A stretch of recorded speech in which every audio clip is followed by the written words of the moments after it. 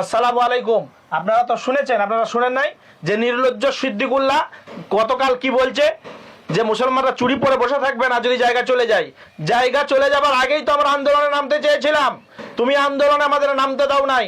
তুমি বলেছিলে আইনত ব্যবস্থা নেব, তোমাকে মানুষের নেতা বলে মনে করেছে, তোমার হাতে সমস্ত জিনিসগুলো ছিল, তুমি মেন জায়গাটাকে ক্যাপচার করে রেখেছো। কেন পদ ছাড়ো নাই বলো? ভাতা পাবার লোভে তো? ভাতা পাচ্ছ বলে লোভ ছাড়ো নাই, পদ ছাড়ো। পদটা তুমি ছাড়তে পারছো না, এই লোভটাও তুমি ছাড়তে পারছো না, আর এই পদটাও তুমি ছাড়তে পারছো না।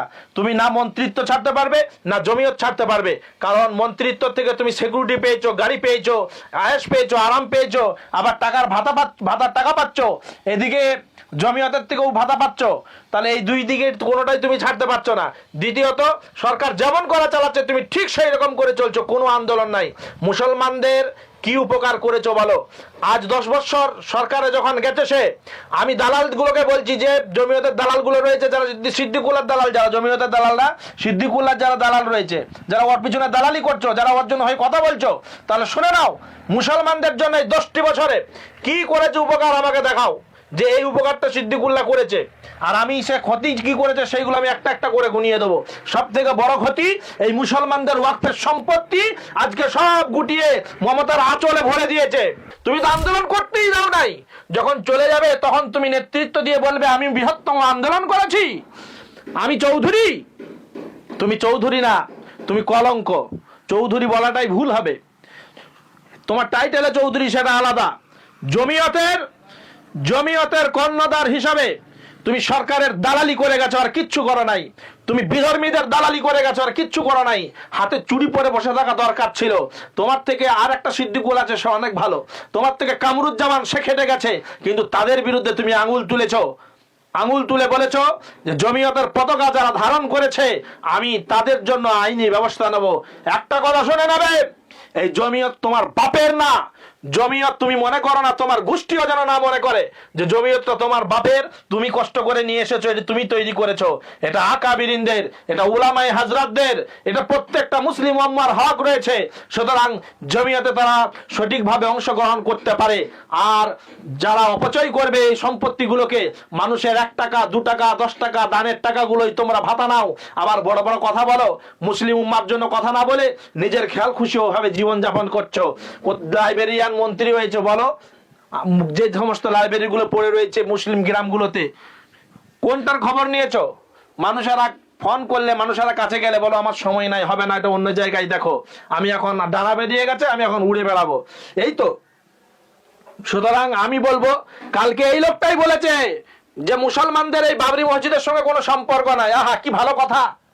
মুসলমানদের বাবরি মসজিদের সঙ্গে সম্পর্ক নাই? কে বললো মুসলমানদের সঙ্গে বাবরি মসজিদের সম্পর্ক নাই? তার ও বলতে যাচ্ছে মুসলমান ও একা, বাকি সব অমুসলিম নাকি?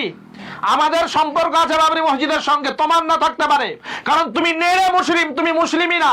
ওই জন্য একটা অ্যাডভোকেট বলেছিল, একটা আলেম না হয়েও সাধারণ মানুষ, সে বলেছিল তোমাকে ঈমান আনতে হবে। আর আমিও আজকে বলছি তোমাকে ঈমান আনতে হবে। তোমাকে ঈমান এনে কালেমা পড়ে মুসলমান হয়ে আর জনগণের কাছে ক্ষমা চাইবে, তারপরে তুমি জমিয়তের সেক্রেটারি হয়ে আবার আসনে বসবে, তাহলেই তোমাকে মানুষেরা সমর্থন করবে, তাছাড়া মানুষ তোমাকে সমর্থন করবে না, কারণ মানুষও বুঝে গেছে যে তোমার ঈমান নাই।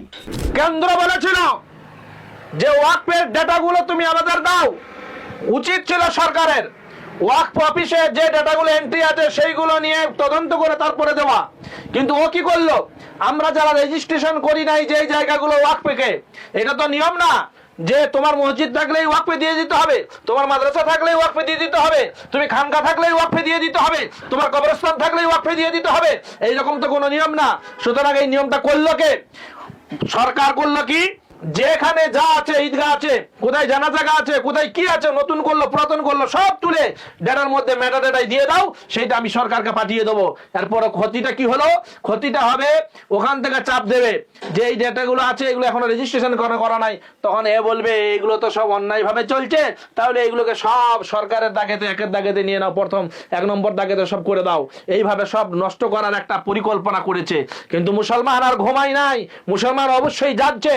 মুসলমান মুসলমানকে জাগা দরকার, বোঝা দরকার, ভাবা দরকার যে আমরা কার পিছনে রয়েছি, কাকে আমরা সমর্থন করছি।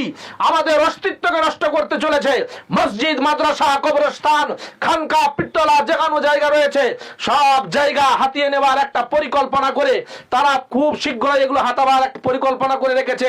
একটা অন্ধকার ছাইয়ে দিতে চেয়েছে, কিন্তু এই অন্ধকারে আলো নামাতে মুসলমান জনগণ ঘুমায় নাই, অবশ্যই আসবে।